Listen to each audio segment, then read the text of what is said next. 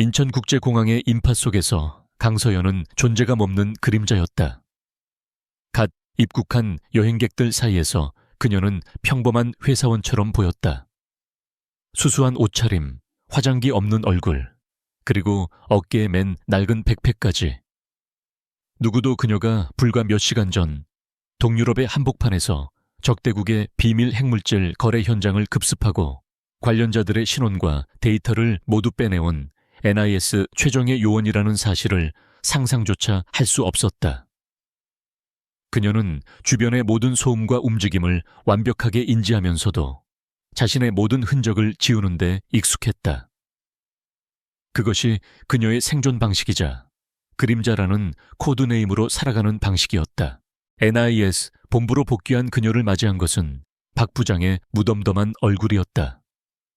그는 서연이 제출한 작전 결과 보고서는 대충 훑어볼 뿐 이미 새로운 임무 서류를 내밀었다. 수고했다, 강 요원. 며칠 쉬게 해주고 싶지만 간단한 임무가 하나 생겼다. 서류에는 한 남자의 사진과 신상 정보가 담겨 있었다. 이름 김민준, 직업은 탐사 전문 기자. 최근 대기업과 정치권의 유착 관계를 파고들고 있다는 정보가 있었다. 자살 소동을 벌일 가능성이 있다는 첩보가 있다. 그냥 조용히 그가 뭘 하는지 지켜보고 특이사항만 보고해. 일종의 보호 감시 임무야. 자네에겐 식은 죽 먹기겠지. 보호 감시.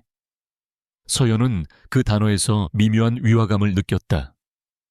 김민준 기자는 단순한 감시 대상이 아니었다. 그가 준 정보가 너무나 민감했기에 누군가는 그를 보호하려 하고 또 다른 누군가는 그를 제거하려 할 터였다. 박 부장의 간단한 임무라는 말은 이 사건의 복잡성을 의도적으로 축소하려는 것처럼 들렸다. 하지만 그녀는 아무것도 묻지 않았다. 요원의 미덕은 질문이 아니라 임무를 완수하는 것이었다. 그녀는 서류를 받아들고 조용히 부장실을 나왔다. 새로운 사냥감이 정해졌다. 혹은 지켜야 할 양이 정해졌다. 서연은 김민준 기자의 오피스텔 맞은편 낡은 건물에 위장 거점을 마련했다.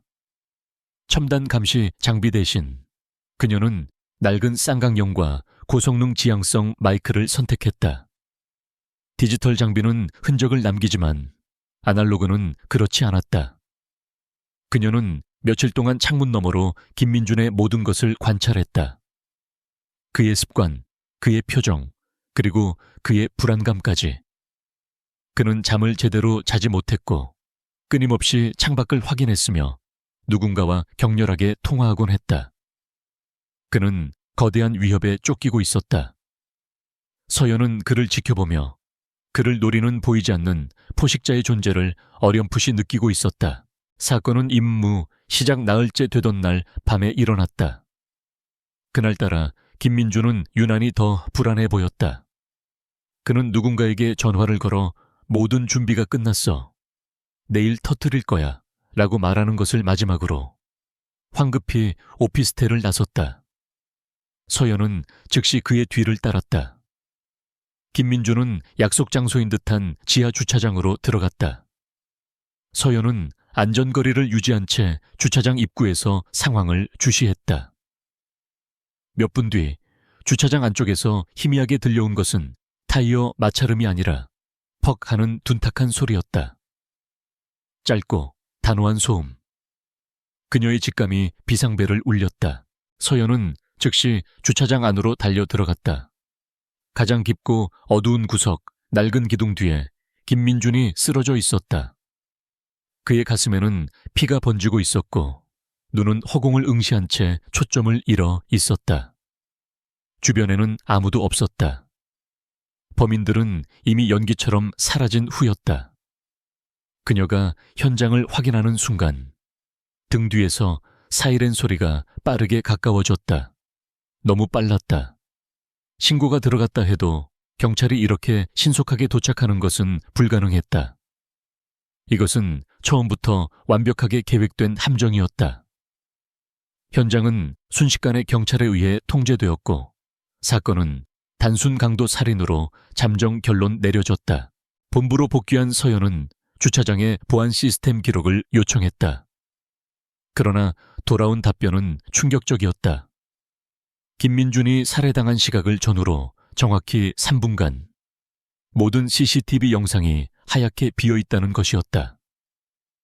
기계 오작동이라는 공식적인 설명이 붙었지만 서연은 그것이 거짓임을 알았다. 이것은 외부 해킹이 아니었다. NIS 내부의 최고 등급 권한을 가진 자만이 할 수 있는 시스템 자체를 마비시키는 정교한 수법이었다. 누군가 내부에서 암살자들의 퇴로를 열어주고 모든 증거를 지워버린 것이다. 며칠 뒤 열린 공식 사건 종결 브리핑에서 박 부장은 경찰의 발표를 그대로 인용하며 김민준 기자의 죽음이 불운한 사고였다고 결론 내렸다. 회의에 참석한 그 누구도 이의를 제기하지 않았다. 거대한 침묵이 진실을 덮어버리는 순간 서연은 깨달았다. 이것은 단순한 살인사건 은폐가 아니었다. 그녀가 평생을 바쳐 충성해온 조직의 심장부에서부터 썩어 들어가는 악취가 피어 오르고 있었다. 공식적인 임무는 끝났지만 그녀의 진짜 임무는 이제부터 시작이었다. 어둠 속에서 들려오는 희미한 메아리, 그녀는 그 진실의 목소리를 외면할 수 없었다. 공식적인 사건 종결 브리핑은 차갑고 무미건조했다. 회의실의 공기는 인공적인 냉방으로 서늘했지만 강서연의 등줄기에는 식은땀 한 줄기가 흘렀다. 부장의 목소리는 벽에 부딪혀 공허하게 울렸다. 단순 강도 살인, 불운한 시간에 잘못된 장소에 있었던 기자의 비극.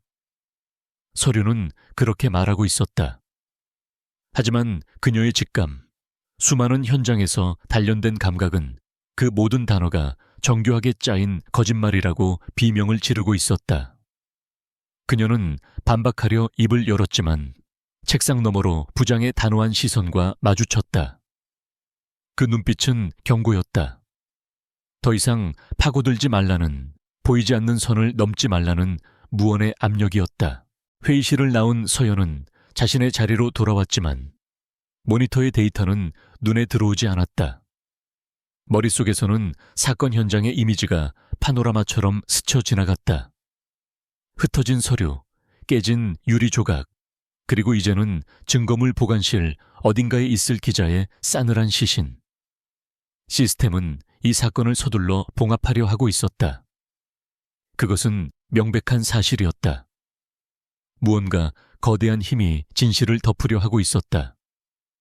그녀는 키보드 위에서 손가락을 멈췄다. 공식적인 조사는 끝났을지 몰라도 그녀 자신만의 조사는 이제부터 시작이었다. 그림자로서의 그녀의 진짜 임무는 빛이 닿지 않는 곳에 감춰진 진실을 파헤치는 것이었다. 그날 밤 서연은 공식적인 절차를 무시하고 사건 현장 분석 데이터에 다시 접속했다.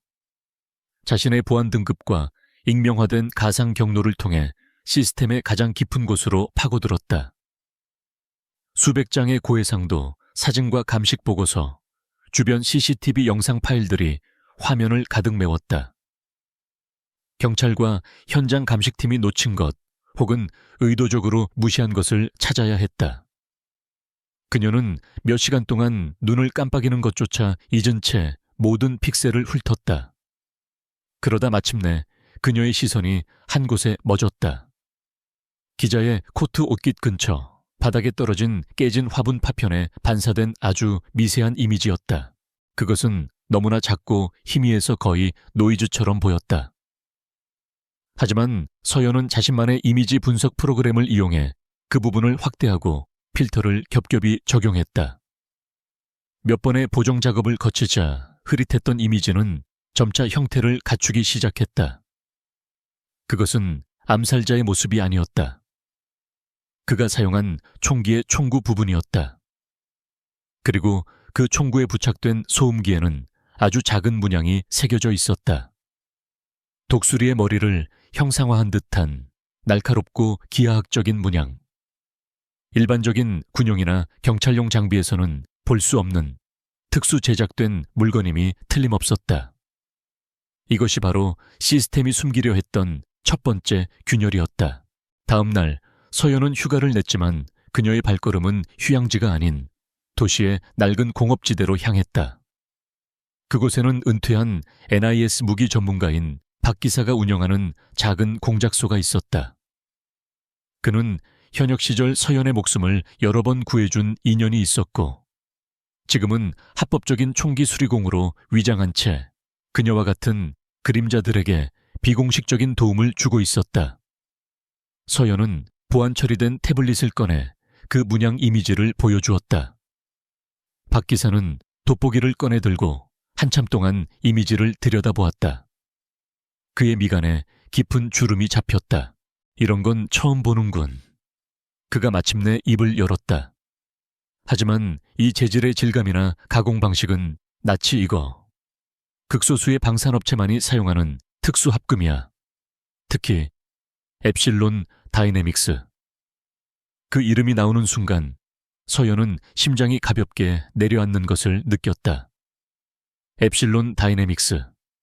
대한민국 최고의 방산 및 첨단 기술 기업이자 정부의 가장 중요한 파트너 중 하나였다. 그들은 국가 안보의 핵심 기술을 다루는 기업이었다.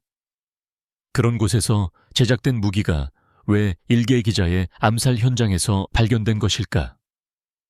의문의 조각들이 하나둘 나타나기 시작했지만 그림은 더욱 복잡해지고 있었다. 사무실로 돌아온 서연은 엡실론 다이내믹스에 대한 조사를 시작했다. 물론 공식적인 요청은 불가능했다. 그녀는 자신의 권한을 우회하여 여러 개의 가상 신분을 만들어 기업의 외부 네트워크부터 파고들었다. 재무 보고서, 주주 명단, 자회사 목록, 그리고 수많은 계약 서류들. 표면적으로 엡실론 다이내믹스는 완벽해 보였다. 하지만 서연은 기업의 복잡한 지배 구조 속에서 이상한 점을 발견했다. 수십 개의 유령 회사처럼 보이는 자회사들이 거미줄처럼 얽혀 있었다. 그중 베리타스 솔루션이라는 이름의 작은 컨설팅 회사가 그녀의 눈길을 끌었다. 베리타스 솔루션, 라틴어로 진실을 의미하는 이름과는 달리 이 회사의 실체는 불분명했다. 사업 내용도 실적도 거의 없었다. 하지만 그 주소지는 놀랍게도 암살 사건이 일어났던 빌딩에서 불과 2블록 떨어진 곳이었다. 이것은 우연일리 없었다. 서연은 이 회사가 엡실론 다이내믹스의 더러운 일을 처리하기 위한 위장막, 즉 비밀 작전을 수행하는 행동팀의 근거지일 것이라고 직감했다. 그녀는 베리타스 솔루션의 법인 등기부등본과 관련 인물들의 신상 정보를 긁어모으기 시작했다. 진실의 냄새가 짙어지고 있었다. 한편 NIS 본청 가장 높은 층에 위치한 국장실에서는 권진우 국장이 느긋하게 창밖을 내다보고 있었다. 그의 책상 위에는 방금 올라온 보고서 한 부가 놓여 있었다. 김민준 기자 피살 사건 종결 보고. 그는 보고서를 읽지도 않고 서랍에 넣어버렸다. 모든 것은 그의 계획대로 순조롭게 진행되고 있었다. 하지만 그때 그의 비서가 조심스럽게 들어와 새로운 보고를 올렸다. 내부 보안 시스템에서 미세한 이상 트래픽이 감지되었다는 내용이었다. 누군가 엡실론 다이내믹스와 관련된 데이터를 비정상적인 경로로 조회하고 있다는 것이었다. 권진우의 입가에 걸려있던 희미한 미소가 사라졌다. 그의 눈빛이 순간 차갑게 빛났다.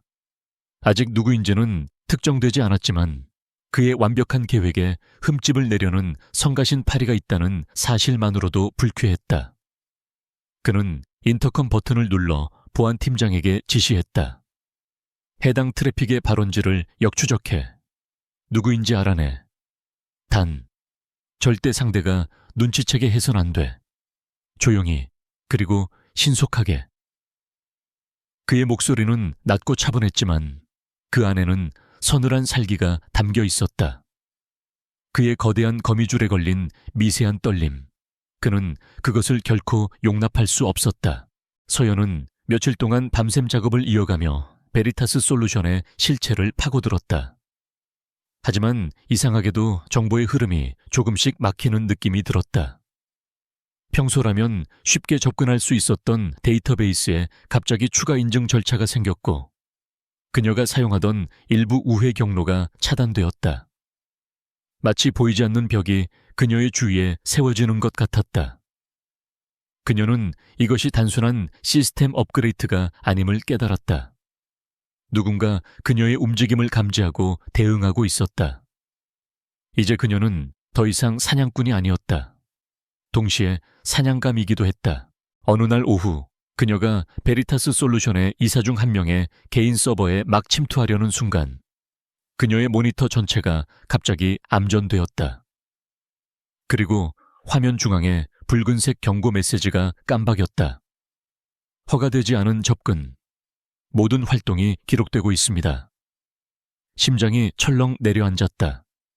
이것은 자동화된 보안 시스템의 경고가 아니었다. 그녀의 존재를 정확히 인지하고 있는 누군가가 직접 보낸 메시지였다. 그녀는 즉시 모든 연결을 끊고 자신의 흔적을 지우기 시작했다. 식은땀이 키보드 위로 떨어졌다. 상대는 그녀가 생각했던 것보다 훨씬 더 거대하고 훨씬 더 깊숙한 곳에 있었다. 그날 밤 서연은 자신의 아파트 창가에 서서 어두운 도시를 내려다보았다. 거대한 음모의 윤곽이 어렴풋이 보이기 시작했다. 엡실론 다이내믹스, 베리타스 솔루션, 그리고 이 모든 것을 조종하며 그녀의 조사를 방해하는 NIS 내부의 정체불명의 세력. 이제 이것은 단순히 한 기자의 죽음을 밝히는 문제가 아니었다. 그녀가 평생을 바쳐 충성해온 조직 그 자체에 명운이 걸린 싸움이었다. 그녀는 혼자였다. 아무도 믿을 수 없었다. 하지만 그녀는 포기할 수 없었다. 그림자는 빛이 강할수록 더욱 짙어지는 법. 그녀는 어둠 속으로 더 깊이 들어갈 준비가 되어 있었다. 권진우 국장은 자신의 사무실에서 보안팀장이 가져온 보고서를 읽고 있었다. 보고서에는 트래픽 발원지의 마지막 접속 위치와 함께 유력한 용의자로 한 명의 이름이 적혀 있었다. 강서연 데이터 분석팀. 권진우는 그 이름을 소리내어 읽어보았다. 낯익은 이름이었다. 몇 년 전 해외 작전에서 불가능에 가까운 임무를 성공시켜 조용히 표창을 받았던 요원. 그는 그녀의 파일을 떠올렸다. 조용하고 눈에 띄지 않으며 언제나 자신의 임무를 완벽하게 수행하는 여자. 그는 그녀를 과소평가했음을 깨달았다. 단순한 데이터 분석가가 아니라 날카로운 발톱을 숨기고 있는 암살자였다. 그는 서연의 사진을 보며 잠시 생각에 잠겼다. 그녀의 눈은 깊고 고요해서 속을 알 수 없었다. 성가신 존재였지만 동시에 흥미로운 상대이기도 했다. 그는 전화기를 들어 어딘가로 연결했다. 나다. 강서연에 대한 감시 등급을 최대로 올려. 그녀의 모든 통신과 움직임을 보고해. 하지만 절대 직접 접촉하거나 위협을 가하지는 마. 스스로 덫에 걸려들게 만들 거니까. 그는 전화를 끊고 다시 창밖으로 시선을 돌렸다. 거대한 도시의 불빛이 그의 발 아래 펼쳐져 있었다. 그는 이 도시의 그림자들을 모두 통제하고 있다고 믿었다.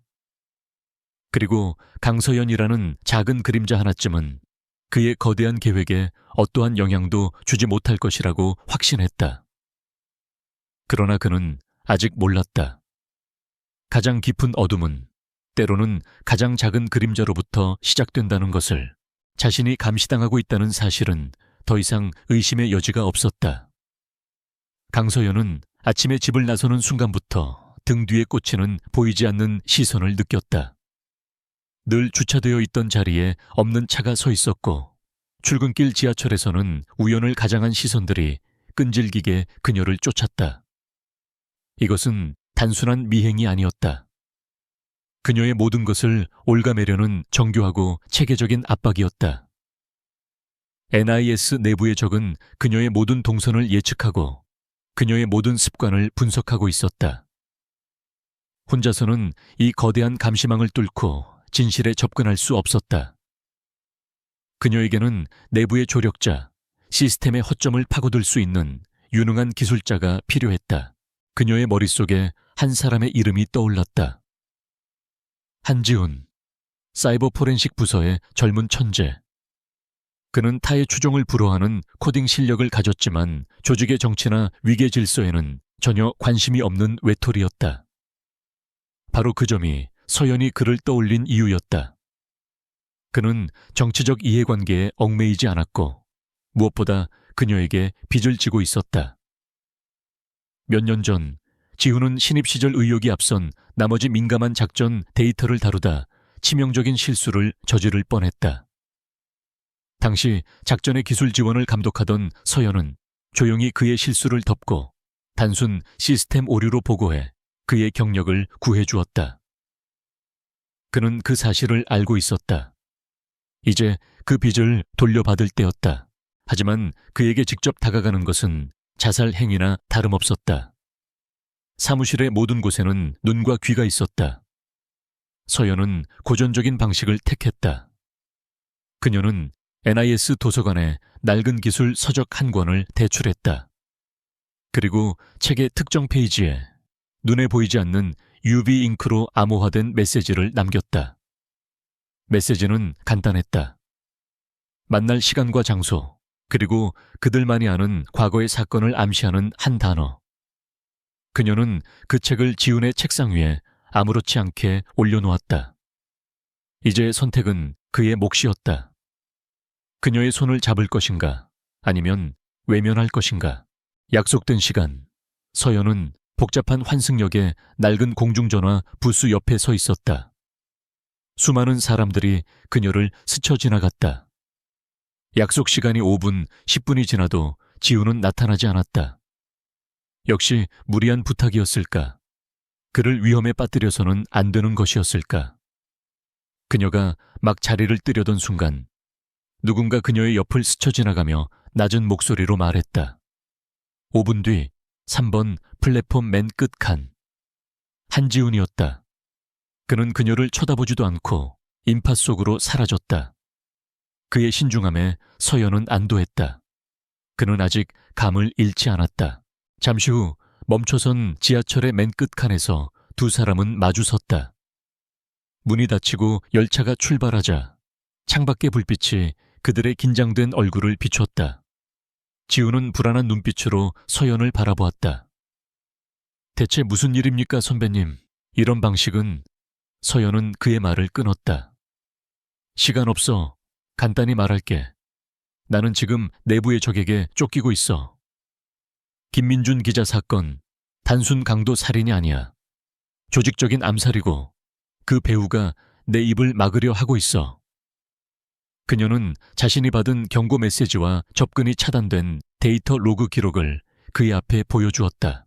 지훈의 얼굴이 하얗게 질렸다. 이것은 그가 상상했던 것 이상의 위험한 일이었다. 이건 반역 행위입니다. 우리가 뭘 할 수 있단 말입니까? 그의 목소리가 떨렸다. 서연은 그의 눈을 똑바로 쳐다보았다. 진실을 밝혀야지. 넌 나와 함께할 수도 있고 아니면 지금 여기서 내려서 아무것도 못 본 척할 수도 있어. 하지만 이것만은 알아둬. 진실을 외면하는 대가는 생각보다 클 거라는 거. 그녀의 목소리는 차분했지만 그 안에는 강철 같은 의지가 담겨 있었다. 그녀는 마지막 카드를 꺼냈다. 엡실론 다이내믹스의 특수 소음기 문양과 베리타스 솔루션의 존재였다. 증거들을 본 지훈의 눈빛이 흔들렸다. 그는 기술자였다. 그의 세계는 데이터와 논리로 이루어져 있었다. 그리고 서연이 제시한 데이터들은 하나의 명백한 결론을 가리키고 있었다. 거대한 음모. 그는 깊은 한숨을 내쉬었다. 그는 서연에게 빚을 졌다. 하지만 그것 때문만은 아니었다. 그의 가슴 속에서 오랫동안 잊고 지냈던 정의감과 기술자로서의 자존심이 고개를 들었다. 제가 뭘 하면 됩니까? 마침내 그가 물었다. 위험을 감수하기로 결정한 것이다. 서연은 희미하게 미소 지었다. 그녀의 외로운 싸움에 첫 번째 동료가 생긴 순간이었다. 그날 이후 두 사람의 비밀스러운 공조가 시작되었다. 그들은 지훈이 구축한 완벽한 보안 채널을 통해서만 소통했다.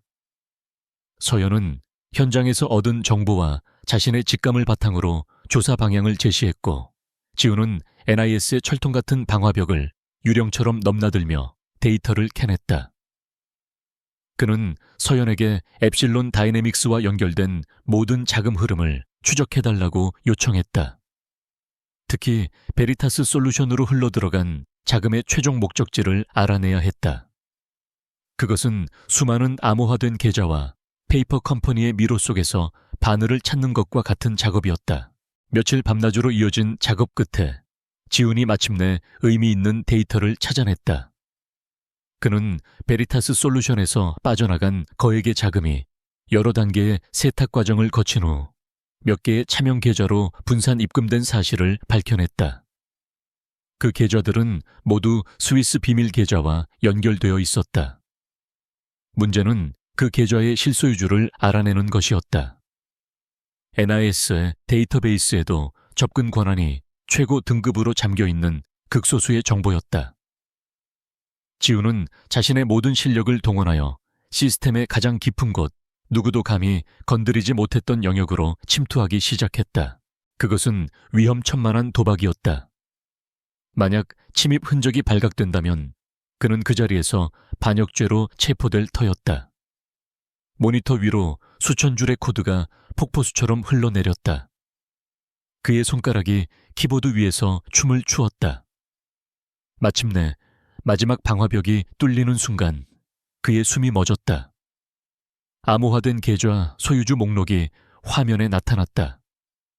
몇몇의 익숙한 이름들, 정재계의 거물들이 눈에 띄었다. 그리고 리스트의 가장 위, 가장 많은 금액이 가장 꾸준히 입금된 계좌의 소유주 이름 앞에서 서연과 지훈은 동시에 숨을 삼켰다. 권진우, NIS 국장, 그들의 최고 사령관. 모든 퍼즐 조각이 제자리를 찾는 순간이었다. 김민준 기자의 암살, 엡실론 다이내믹스와의 유착, 그리고 서연을 향한 조직적인 압박까지 모든 것의 중심에 바로 그가 있었다. 지훈은 의자 깊숙이 몸을 기댔다. 맙소사, 우린 지금 괴물과 싸우고 있는 거였어요. 그의 목소리에는 절망이 섞여 있었다. 하지만 서연의 눈은 그 어느 때보다 차갑고 단단하게 빛나고 있었다. 이제 적의 얼굴이 분명해졌다. 목표가 명확해진 것이다. 그녀는 화면에 떠있는 권진우라는 세 글자를 노려보며 나지막이 말했다. 괴물에겐 사냥꾼이 필요한 법이지. 권진우 국장. 그 이름이 모니터 화면 위에서 불길한 빛을 발하고 있었다. 강서연과 한지훈은 한동안 침묵에 잠겼다. 거대한 음모의 실체가 드러난 순간 안도감보다는 더 깊은 절망감이 그들을 덮쳤다. 그들의 적은 단순한 부패 관료가 아니었다. 그들은 국가의 모든 정보와 권력을 손에 쥔 조직의 심장부 그 자체와 맞서 싸워야 했다. 지훈은 마른 침을 삼켰다. 이제 어떡하죠? 이건 우리가 감당할 수 있는 수준이 아니에요. 국장을 상대로 이건 계란으로 바위치기입니다. 그의 목소리에는 공포가 서려 있었다. 하지만 서연의 눈빛은 흔들리지 않았다. 오히려 더 차갑게 가라앉았다. 바위는 틈이 있으면 깨지는 법이야. 그리고 우리는 그 틈을 찾아야 해. 그녀는 더 이상 물러설 곳이 없음을 알았다. 권진우가 단순한 자금 축제를 위해 이런 위험한 짓을 벌였을 리 없었다. 돈은 수단일 뿐 그의 진짜 목표는 그 너머에 있을 터였다. 그가 이 돈으로 무엇을 하려 했는지 알아내야 해. 그가 목숨을 걸고 지키려 했던 비밀, 김민준 기자가 파헤치려 했던 진실. 그게 바로 그의 가장 큰 약점일 거야. 서연의 지시에 따라 지훈은 다시 한번 위험 속으로 뛰어들었다. 이번 목표는 권진우 국장의 개인 서버와 그가 직접 관할하는 NIS 내부의 블랙 프로젝트 데이터베이스였다. 이곳은 NIS 내에서도 극소수만이 접근할 수 있는 성격 중의 성격이었다. 지우는 마치 얇은 얼음 위를 걷는 심정으로 코드의 바다를 헤쳐나갔다. 수십 개의 가상신분을 방패막이로 내세우고 인공지능이 제어하는 최첨단 방화벽과 숨막히는 숨바꼭질을 벌였다. 그의 손끝에서 벌어지는 전쟁은 총성 없는 전장의 가장 치열한 전투였다. 몇 시간의 사투 끝에 지우는 마침내 데이터베이스의 가장 깊숙한 곳에 숨겨진 폴더 하나를 발견했다. 폴더의 이름은 키메라 치메라. 그리스 신화에 나오는 사자의 머리, 염소의 몸, 뱀의 꼬리를 가진 괴물의 이름이었다. 호기심과 두려움 속에서 그가 폴더를 열자 그 안에서 상상조차 할 수 없었던 끔찍한 진실이 모습을 드러냈다. 프로젝트 키메라는 단순한 정보 수집 프로그램이 아니었다. 그것은 대한민국 전체를 감시하고 통제하기 위해 만들어진 괴물, 디지털 독재를 위한 궁극의 무기였다. 프로젝트의 공식적인 명분은 통합국가 안보 플랫폼이었다. 전국의 CCTV, 통신기록, 인터넷 사용 내역, 금융거래 정보 등 모든 개인정보를 빅데이터 기술로 통합하여 테러나 국가 안보 위협을 사전에 예측하고 차단한다는 것이었다. 엡실론 다이내믹스의 최첨단 기술이 집약된 이 프로젝트는 표면적으로 완벽해 보였다. 하지만 지우는 시스템의 핵심 코드 속에서 권진우만이 접근할 수 있는 치명적인 백도어를 발견했다.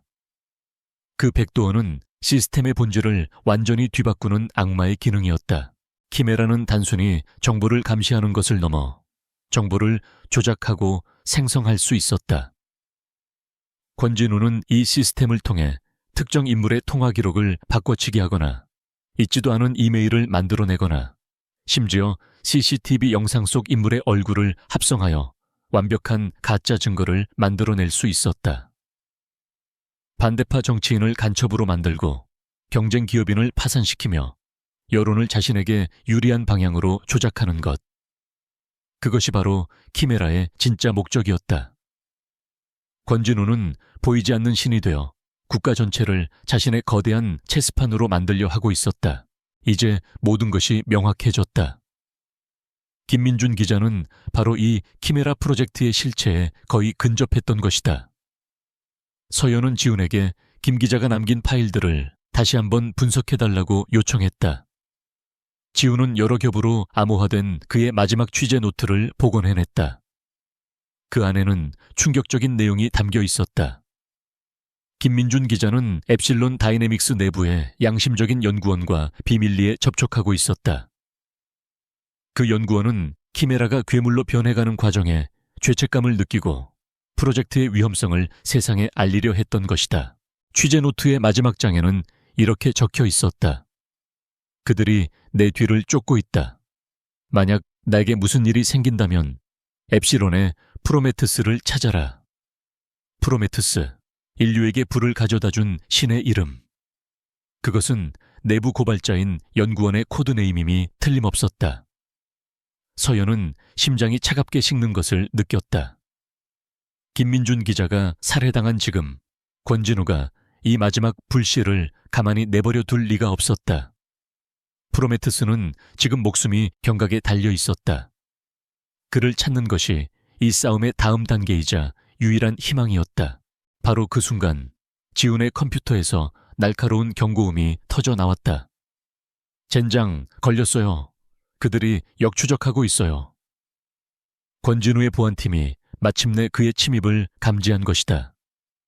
지훈의 화면 위로 방화벽이 겹겹이 세워지고 그의 위치를 파악하려는 추적 프로그램이 미친 듯이 작동했다.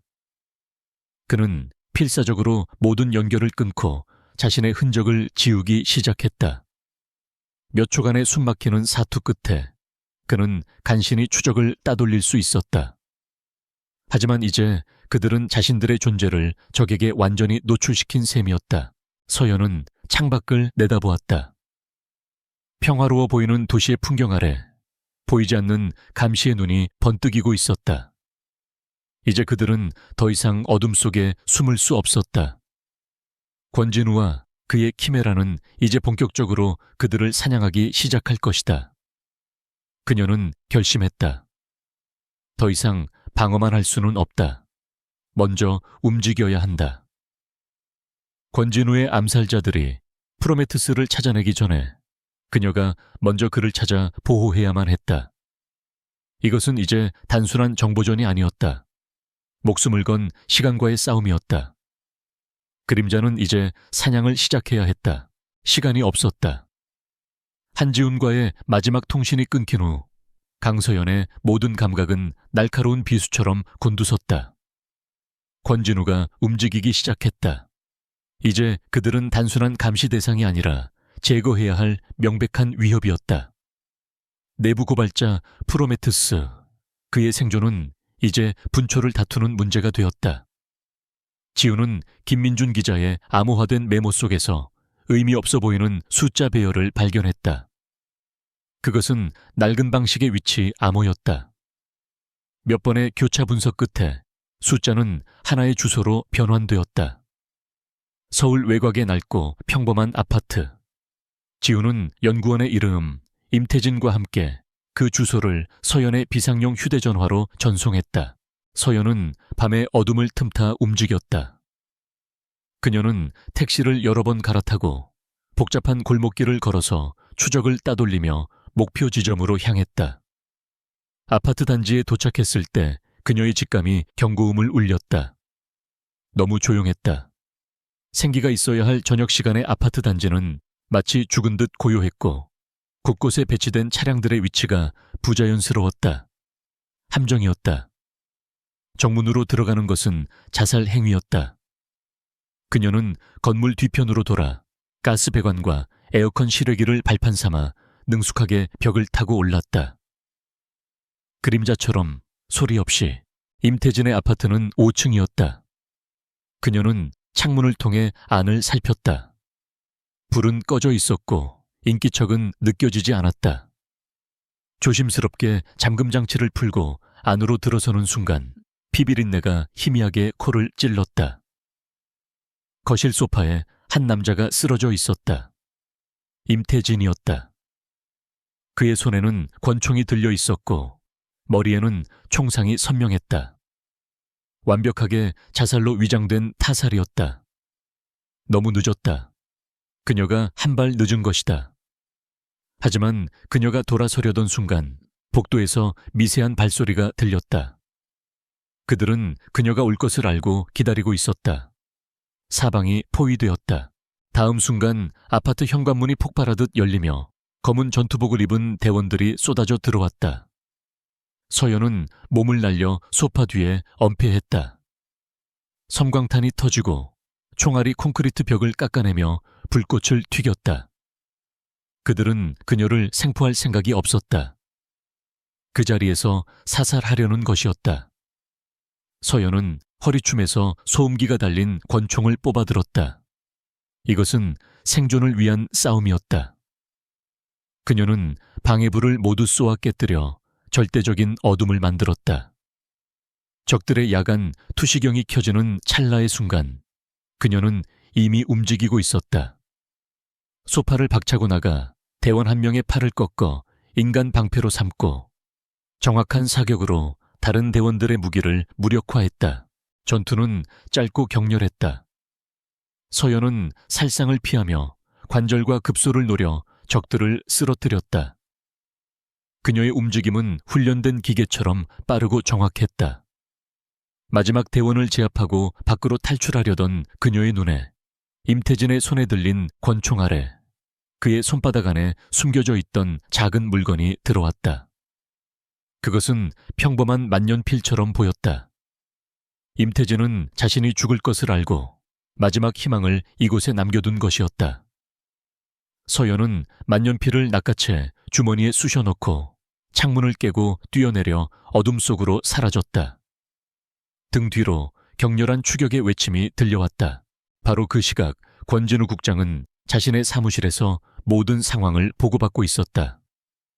그는 입가에 만족스러운 미소를 지었다. 모든 것이 그의 시나리오대로 흘러가고 있었다.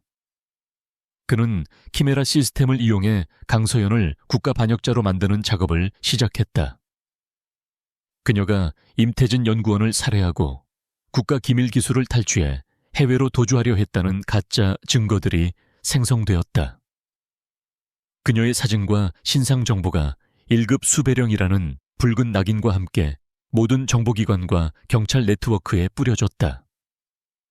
하룻밤 사이에 국가를 위해 헌신했던 그림자는 가장 위험한 배신자가 되어 있었다. 도시 전체가 그녀를 잡기 위한 거대한 덫으로 변했다. 거리 곳곳의 전광판에는 그녀의 얼굴이 떠올랐고 경찰의 검문 검색이 삼엄하게 펼쳐졌다. 그녀의 모든 신분증과 신용카드는 정지되었고 그녀가 알고 있던 모든 안전가옥은 이미 적의 손에 넘어갔을 터였다. 그녀는 완전히 고립되었다. 분비는 시장의 인파 속에 몸을 숨기고 지하철의 소음 속에서 숨을 죽이며 그녀는 도시의 유령처럼 떠돌았다. 한때 자신이 지켰던 모든 시스템이 이제 그녀를 죽이기 위해 움직이고 있었다. 그녀는 마지막 남은 비상용 전화기로 지훈에게 짧은 메시지를 보냈다. 모든 것을 지우고 사라져. 이건 명령이야. 지훈은 반대했지만 서연은 단호했다. 더 이상 그를 이 위험한 싸움에 끌어들일 수는 없었다. 이것은 이제 그녀 혼자만의 싸움이었다. 짧은 통신을 마지막으로 그녀는 전화기를 부숴 하수구에 버렸다. 이제 그녀를 아는 세상과의 모든 연결이 끊어졌다. 그녀는 완벽한 이방인이자 쫓기는 짐승이었다. 밤이 깊어지고 서연은 차가운 강풍이 부는 한강에 버려진 폐공장에 몸을 숨겼다. 어깨에 총상이 욱신거렸고 온몸은 상처투성이었다. 그녀는 낡은 드럼통에 기대앉아 주머니에서 임태진이 남긴 만년필을 꺼냈다. 만년필의 뚜껑을 열자 그 안에서 작은 마이크로 SD카드가 모습을 드러냈다. 이것이 바로 키메라의 심장부, 권진우의 죄를 증명할 유일한 증거였다. 그녀는 차가운 금속성의 카드를 손에 쥐었다. 이 작은 물건 안에 담긴 진실의 무게가 그녀의 어깨를 짓눌렀다. 세상은 그녀를 배신자라 부르지만 그녀는 포기할 수 없었다. 사냥이 시작되었다면 사냥꾼처럼 맞서 싸울 뿐이었다. 폐공장의 차가운 콘크리트 바닥은 그녀의 천을 무자비하게 빼앗아갔다. 강서연은 찢어진 옷자락으로 어깨의 상처를 동여매며 거친 숨을 몰아쉬었다. 통증보다 더 깊은 것은 지독한 고립감이었다. 그녀는 국가의 적, 도시의 유령, 이름 없는 도망자였다. 며칠 동안 그녀는 쓰레기통을 뒤져 음식을 찾고 낡은 수도관에서 흘러나오는 녹슨물로 갈증을 달랬다. 생존은 본능이었지만 그녀의 이성은 끊임없이 속삭였다. 이대로는 끝이라고. 도망치는 것은 결국 막다른 길에 다다를 뿐이라고. 그녀는 짐승처럼 숨어 지낼 수 없었다. 그녀는 사냥꾼이었다. 그녀는 손에 쥔 마이크로 SD카드를 내려다보았다. 이 작은 조각이 그녀의 유일한 무기였다. 하지만 지금으로서는 무용지물이었다. 이 안의 데이터를 읽고 분석하기 위해서는 안전한 장비와 네트워크, 그리고 한지훈의 능력이 절실히 필요했다. 그녀는 그를 위험에서 밀어냈지만 이제는 다시 그를 위험 속으로 끌어들여야만 하는 모순에 빠졌다. 이것은 그녀 혼자서는 끝낼 수 없는 전쟁이었다. 그녀는 결심했다. 그에게 연락할 방법을, 권진우의 감시망이 결코 예측할 수 없는 아날로그적인 방법을 찾아야만 했다. 서연은 과거 지훈과 비상사태를 대비해 정해두었던 프로토콜을 떠올렸다. 남산의 한적한 산책로에 있는 오래된 정자, 그 세 번째 기둥에 보이지 않는 틈, 그곳에 특정 색깔의 돌멩이를 놓아두는 것이 모든 통신이 두절되었을 때를 위한 최후의 신호였다.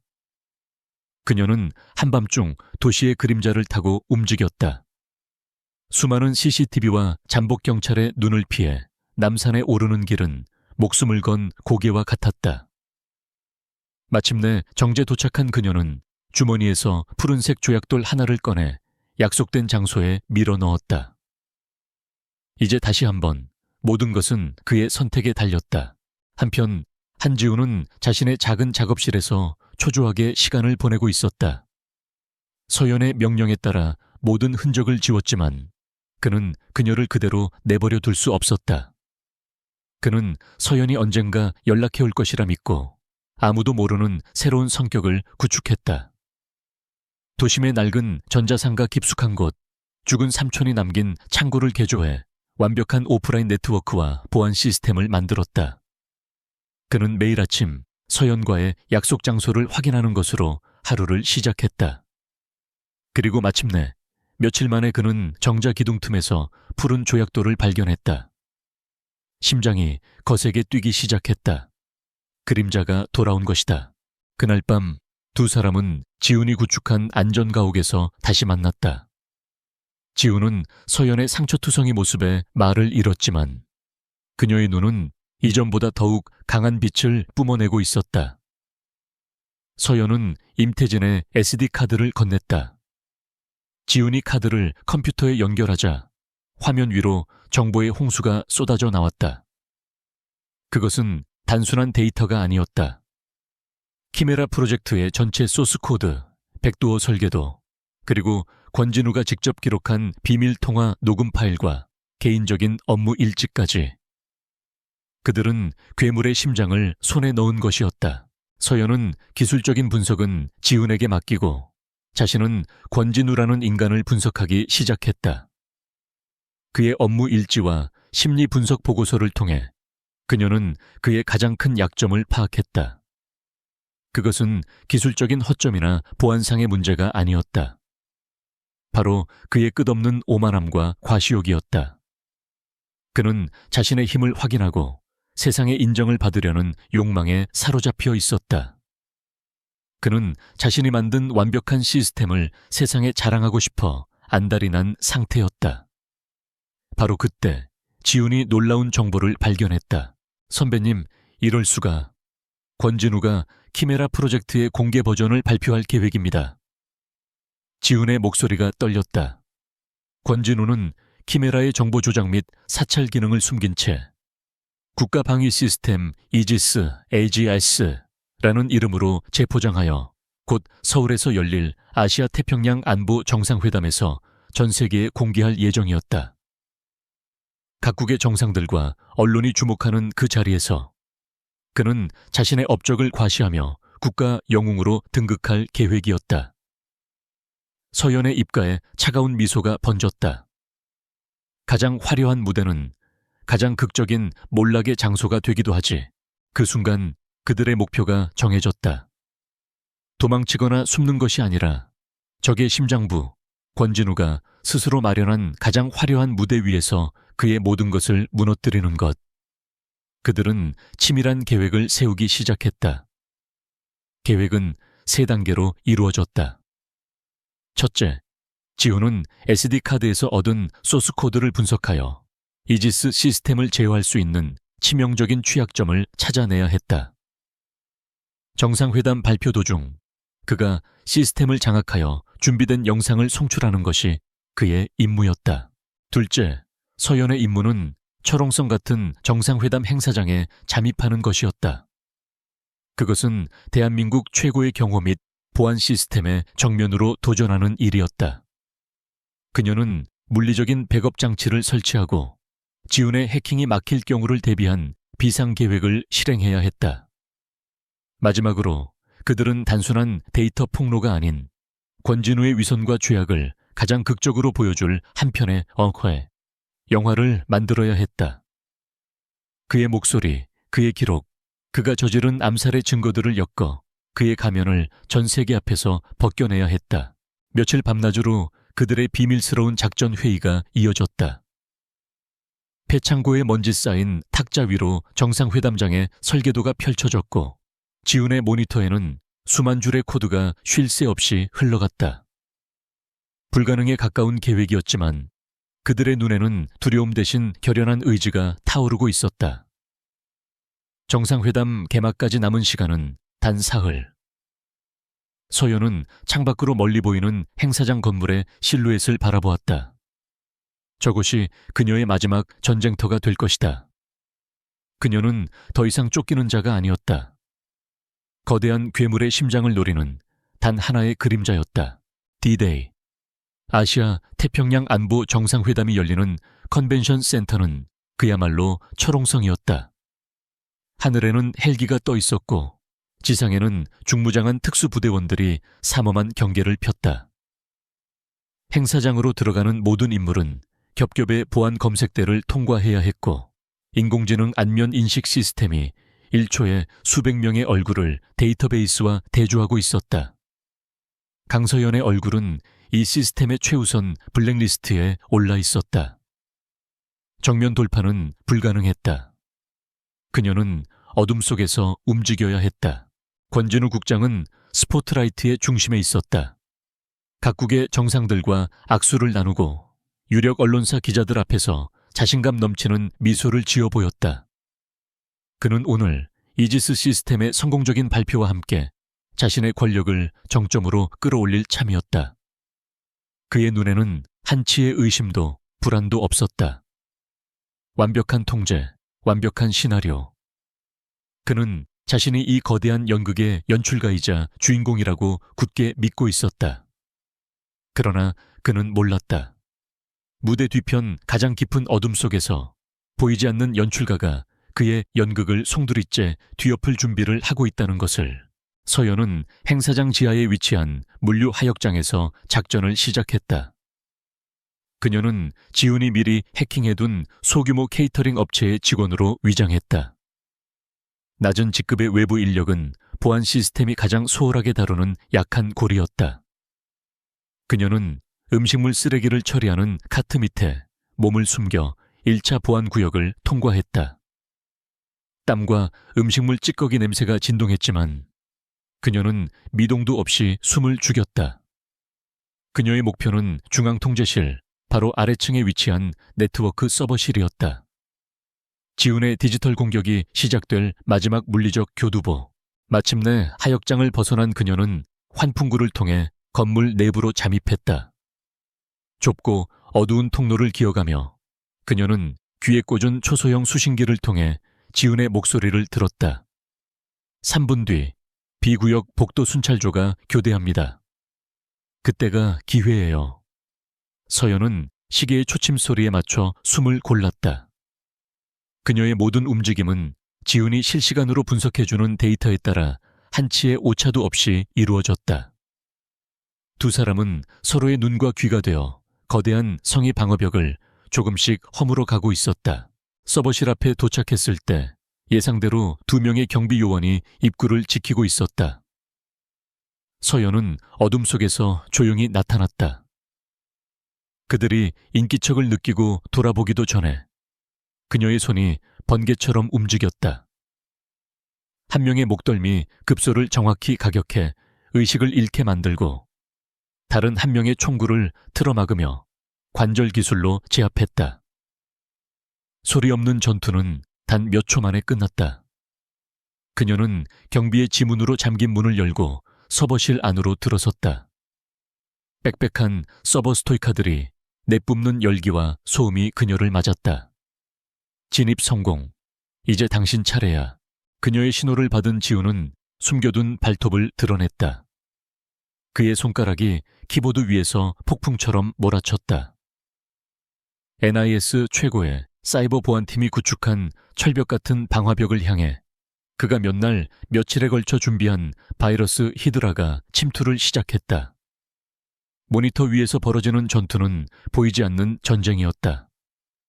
보안팀이 그의 침입 경로를 차단하면 히드라는 9개의 새로운 경로를 만들어내며 파고들었다. 하지만 상대는 만만치 않았다. 그들은 지훈의 공격 패턴을 분석하고 역으로 함정을 파기 시작했다. 선배님, 물리적 접속이 필요해요. 3번 스토이카, 7번 포트에 이걸 꽂아주세요. 지훈의 다급한 목소리가 들려왔다. 서연은 지훈이 말한 위치로 달려가 주머니에서 작은 USB 장치를 꺼내 꽂았다. 그것은 단순한 저장 장치가 아니었다. 방화벽을 내부에서부터 무너뜨리는 일종의 만능 열쇠였다. USB가 연결되는 순간 지훈의 모니터 위를 가로막고 있던 거대한 벽에 균열이 생겼다. 바로 그 틈을 놓치지 않고 그는 이지스 시스템의 핵심 제어권을 장악하는 데 성공했다. 바로 그 시각 권진우 국장은 연단에 올라 화려한 조명을 받으며 연설을 시작하고 있었다. 존경하는 내외 귀빈 여러분, 오늘 우리는 역사의 새로운 장을 목격하게 될 것입니다. 그의 연설이 절정에 달했을 때 그는 자신만만한 미소와 함께 이지스 시스템의 홍보 영상 재생을 지시했다. 하지만 그의 등 뒤에 있는 거대한 스크린에 나타난 것은 웅장한 홍보 영상이 아니었다. 권진우 자신의 목소리였다. 그들은 모두 내 손안에 있는 장기말에 불과해. 그의 비밀통화 녹음 파일이 행사장에 울려 퍼졌다. 뒤이어 화면에는 엡실론 다이내믹스와의 검은 거래 내역, 키메라 프로젝트의 끔찍한 진실, 그리고 김민준 기자와 임태진 연구원의 죽음에 그가 직접적으로 연관되어 있다는 증거들이 차례로 나타났다. 행사장은 순식간에 아수라장이 되었다. 권진우의 얼굴은 새하얗게 질렸다. 그의 완벽했던 연극이 산산조각 나는 순간이었다. 이건 모함이다. 당장 저걸 꺼. 그가 미친 듯이 소리쳤지만 아무도 움직이지 못했다. 그의 충성스러운 경호팀만이 상황을 파악하고 해킹의 발원지인 서버실로 달려갔다. 서연은 임무를 완수하고 조용히 빠져나가려던 참이었다. 하지만 복도 저편에서 분노로 이성을 잃은 권진우와 그의 최정예 경호원들이 그녀의 앞을 가로막았다. 내년이었군. 감히 내 모든 것을 망쳐? 권진우의 눈은 살기로 가득 차 있었다. 서연은 말없이 자세를 낮췄다. 이것이 마지막 싸움이었다. 경호원들이 일제히 달려들었다. 서연은 그들의 공격을 피하며 좁은 복도의 지형을 이용해 적들을 분산시켰다. 그녀는 지쳐 있었지만 그녀의 움직임은 여전히 날카로웠다. 마지막 경호원을 쓰러뜨렸을 때 권진우가 직접 그녀에게 달려들었다. 그는 이성을 잃고 주먹을 휘둘렀지만 훈련된 암살자인 서연의 상대가 될 수는 없었다. 서연은 그의 공격을 가볍게 피하며 그의 팔을 꺾어 제압했다. 네가 진 이유는 단 하나야, 권진우. 넌 네 자신의 오만함에 잡아먹혔기 때문이지. 그녀의 차가운 목소리가 그의 귓가에 울렸다. 그 순간 무장한 정부 합동조사팀이 복도 양쪽에서 들이닥쳤다. 모든 것이 끝났다. 권진우가 수갑을 찬 채 끌려 나가는 순간 강서연을 짓누르던 모든 긴장이 한꺼번에 무너져 내렸다. 아드레날린이 썰물처럼 빠져나간 자리에 밀려온 것은 뼛속까지 시린 탈진감이었다. 카메라 플래시가 망령처럼 터지고 수많은 사람들의 고함 소리가 이명처럼 귓가를 맴돌았다. 그러나 그녀의 세계는 고요했다. 길고 길었던 밤이 마침내 끝났다. 그녀는 정부 합동조사팀에 의해 안전하게 보호 조치되었다. 범죄자가 아닌 이 거대한 반역 사건의 핵심 증인으로서였다. 이후 며칠은 폭풍처럼 지나갔다. 서연은 수십 시간에 걸친 조사와 증언을 묵묵히 해나갔다.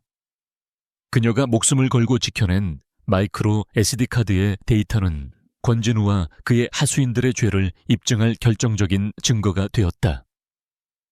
대한민국은 발칵 뒤집혔다. 키메라 게이트로 명명된 이 사건은 정치, 경제, 안보 분야를 가리지 않고 거대한 쓰나미처럼 모든 것을 휩쓸었다. 엡실론 다이내믹스는 해체 수준의 조사를 받았고 권진우의 검은 돈을 받았던 수많은 고위 공직자들이 줄줄이 옷을 벗었다. 썩어 문드러졌던 거대한 거미줄이 마침내 해체되기 시작했다. 한지우는 국가의 영웅이 되었다. 그는 내부 고발자로서의 공로를 인정받아 대통령 표창을 받았다. 며칠 후 두 사람은 조사실이 아닌 한강이 보이는 조용한 카페에서 마주 앉았다. 어색한 침묵이 흘렀지만 그들의 눈빛 속에는 그 어떤 말보다 깊은 동료애와 존경심이 담겨 있었다. 지우는 새로 출범할 국가정보윤리감독위원회의 최연소 위원장으로 내정되었다고 말했다. 제2의 키메라가 탄생하는 것을 막는 것, 그것이 그의 새로운 임무였다. 그는 마침내 빛 속에서 자신의 자리를 찾은 것이다. 모든 혐의를 벗은 서연에게도 새로운 길이 제시되었다. 대대적인 개혁에 칼바람이 휩쓸고 간 NIS의 새로운 수장으로 임명된 신임 국장은 그녀를 직접 찾아왔다. 그는 서연의 모든 공로를 치하하며 그녀에게 파격적인 승진과 함께 조직 재건의 핵심적인 역할을 제안했다. 강서연 요원, 당신 같은 사람이 이 조직을 이끌어야 합니다. 당신이 바로 우리가 잃어버렸던 NIS의 정신 그 자체입니다. 그것은 모든 요원이 꿈꾸는 최고의 영예이자 그녀가 가진 능력을 마음껏 펼칠 수 있는 기회였다. 하지만 서연의 마음은 복잡했다. 그녀는 권력을 손에 쥔 자가 어떻게 괴물로 변해가는지를 똑똑히 보았다. 시스템의 최상층에 앉는다고 해서 시스템의 근본적인 병폐를 모두 고칠 수 있을까? 아니면 결국 자신도 그 거대한 시스템의 일부가 되어버리는 것은 아닐까? 그녀는 수많은 밤을 고뇌했다. 자신이 걸어왔던 길, 그림자로서 살아왔던 삶을 되돌아보았다. 그녀는 권력이나 명예를 위해 싸운 것이 아니었다. 그녀는 단지 어둠 속에서 신음하는 정의를 위해 싸웠을 뿐이다. 며칠 후 그녀는 신임 국장을 찾아가 그의 제안을 정중히 거절했다. 국장은 아쉬워했지만 그녀의 눈에 담긴 깊은 고뇌와 확고한 의지를 보고 더 이상 그녀를 붙잡지 않았다. 앞으로의 계획은 무엇입시오? 그의 물음에 그녀는 희미하게 미소 지으며 대답했다. 조금 쉬면서 그림자가 아닌 그냥 강서연으로 살아가는 법을 다시 배워야 할 것 같습니다. 그것은 그녀가 내린 최종 결론이었다. 그녀는 조직을 떠나기로 했다. 몇 달의 시간이 흘렀다. 계절이 바뀌고 세상을 떠들썩하게 했던 키메라 게이트의 광풍도 점차 잦아들었다. 서울의 한적한 동네, 낡은 골목길에 오래된 서점이라는 작은 간판이 내걸렸다. 서점의 주인은 조용하고 평범해 보이는 한 여인이었다. 책장을 정리하고 손님들에게 따뜻한 차를 내어주는 그녀의 모습에서는 더 이상 과거의 날카로운 그림자를 찾아볼 수 없었다. 그녀는 강서연이었다. 마침내 자신의 이름을 되찾은 것이다. 어느 늦은 저녁 그녀가 서점 문을 닫으려던 참이었다. 구석에 놓인 작은 라디오에서 국제 인신매매 조직에 대한 뉴스가 흘러나왔다. 법과 제도의 경계를 넘나들며 활개치는 그들을 막을 방법이 마땅치 않다는 앵커의 목소리가 씁쓸하게 울렸다. 그때 그녀의 개인 휴대전화가 조용히 진동했다. 발신자 표시가 없는 암호화된 메시지였다. NIS가 아니었다. 지훈이 조용히 연결해준 한 국제인권단체에서 보낸 것이었다. 도움이 필요한 사람들이 있습니다. 시스템이 보호해주지 못하는 사람들입니다. 그림자의 힘이 필요합니다. 서연은 메시지를 천천히 읽어 내려갔다. 그리고는 창밖에 어두워진 하늘과 도시의 불빛을 번갈아 바라보았다. 그녀의 입가에 아주 옅고 하지만 단단한 미소가 떠올랐다. 그녀는 국가의 요원 그림자라는 이름을 버렸다. 하지만 그녀는 자신의 사명을 버리지 않았다. 그녀는 이제 조직을 위해서가 아니라 이름 없는 사람들을 위해 싸울 것이다.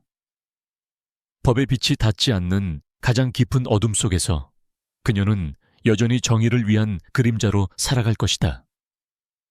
그것이 그녀가 스스로 선택한 새벽을 향한 길이었다.